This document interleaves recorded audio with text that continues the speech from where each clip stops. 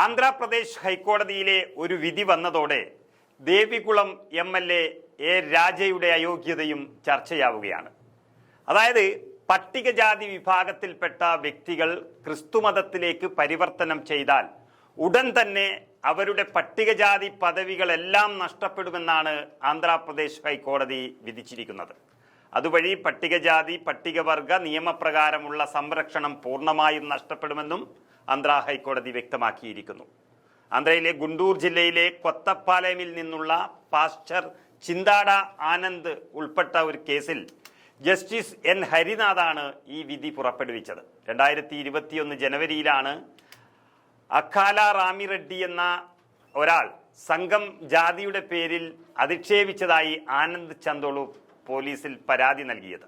പട്ടികജാതി പട്ടികവർഗ നിയമപ്രകാരം പോലീസ് കേസ് രജിസ്റ്റർ ചെയ്തിരുന്നു.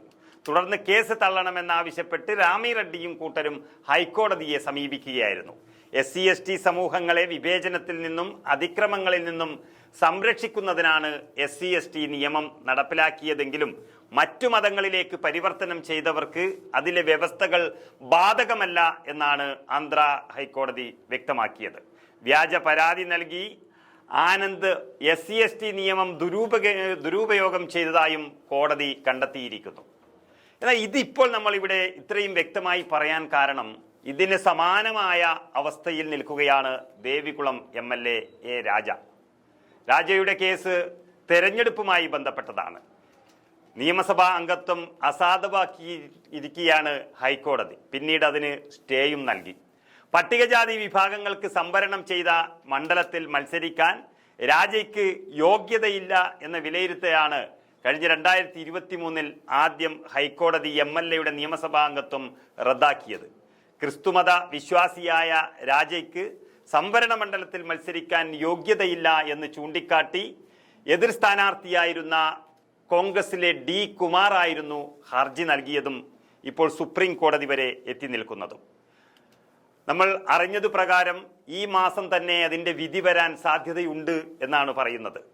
ഹിന്ദു പറയൻ സമുദായ അംഗമാണെന്ന് അവകാശപ്പെട്ടാണ് രാജ തിരഞ്ഞെടുപ്പിൽ ദേവികുളത്ത് മത്സരിച്ചത്. എന്നാൽ രാജ വളരെ മുമ്പ് തന്നെ ക്രിസ്തുമതത്തിലേക്ക് മാറിയതാണെന്നും ആ വിശ്വാസമാണ് പിന്തുടർന്നു വരുന്നത് എന്നും വിലയിരുത്തിയായിരുന്നു ജനപ്രാതിനിധ്യ നിയമപ്രകാരമുള്ള കോടതിയുടെ നടപടി വന്നത്.